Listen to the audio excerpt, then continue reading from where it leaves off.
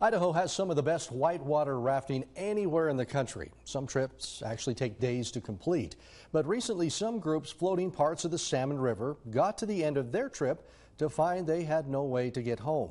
ABC's Steve Dent reports the Forest Service is issuing a warning about a company that is used to shuttle vehicles for floaters.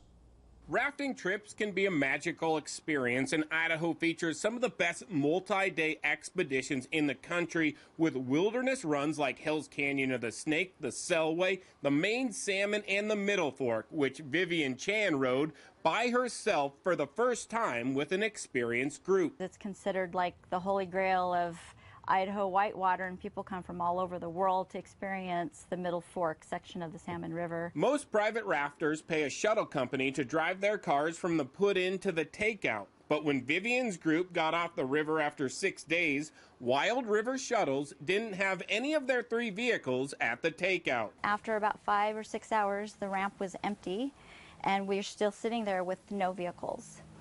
And so we were on a sat phone, texting, and reaching other members of family to contact Tammy at Wild River Shuttles. Takeouts in these remote areas don't have cell service, and other rafters have found themselves in similar situations, including my brother's group, rafters I talked with on the Main Salmon, another group I spoke to on the phone had to camp an extra night with minimal food, and many others have shared their stories on boating forums. 11 of us were at the ramp with 6 boats. Vivian says the owner of Wild River Shuttles brought over other customers' vehicles to take Vivian's group to the town of Salmon. So I found their paperwork and contacted the owner of the vehicle and got a hold of her.